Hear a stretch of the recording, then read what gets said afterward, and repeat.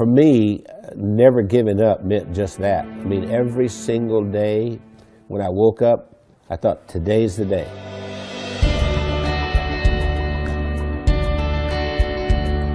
I was the second son in a sharecropper's family, and a sharecropper means that you don't own anything. I mean, you work for someone else who's the landowner. We had practically nothing. Everything was hand-me-downs from someone else. I didn't have shoes, and to this day my toes are all grown under because I didn't have shoes. I remember I had this encounter with my mother, and I said, you know, tell me you love me, and she didn't do it. And so I went down and I sat on this creek bank, and I thought, you know what? I don't care if anybody loves me, I love me. I made a list of goals that I wanted to accomplish, and they were laughable because I didn't even have 2 nickels to rub together, but my first goal was I was going to be a millionaire by the time I was 35. Number 2, I was going to have food to eat because we were always hungry. I mean, my little brother and I used to make mud pies to stop the hunger pains, and I was going to travel all over the world. Those were my goals.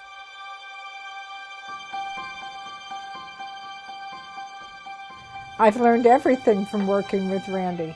I didn't know anything about business. I started out, before I met Randy, I was a teacher, a mathematics teacher. Well, I think we have a very good balance. Randy's really good in sales and telling the story and explaining why people need to have whatever it is that he's selling. And then he comes to me and says, Wendy, can we make it do this?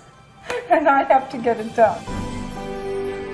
We started working together, and we were together all the time doing things, and that we just, you know, couldn't be without each other.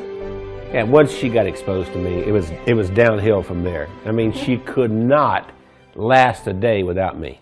That's probably true. That's what the COO does here.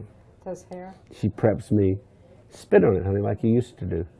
I never spit. We retired a few times. Did he tell you that?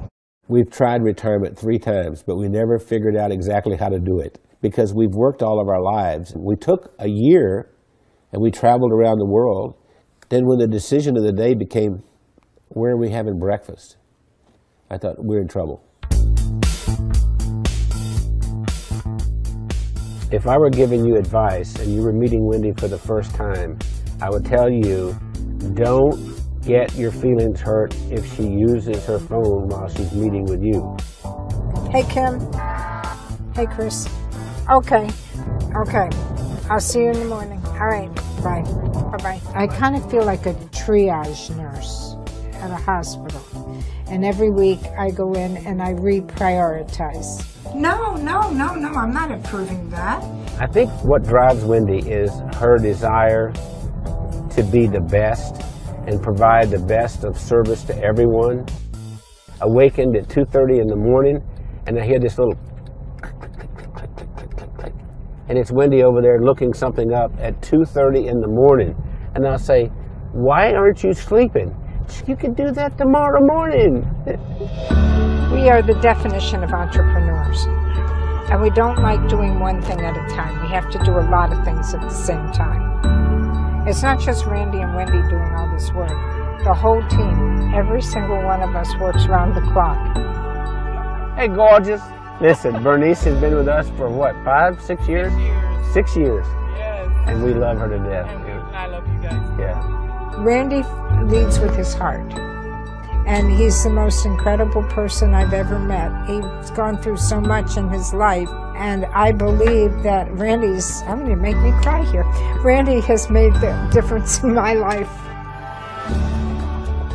What's important is, what do I contribute this day to make the world a better place? I know that sounds corny, but that's really what it is. My daddy used to say, we leave here with empty pockets. The other thing my dad said is that when you leave, you'll be accountable for 2 things.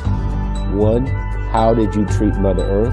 And 2, how did you treat the people on Earth? I feel that I have found joy and that I've given joy, and I think there's a lot more joy that we can give.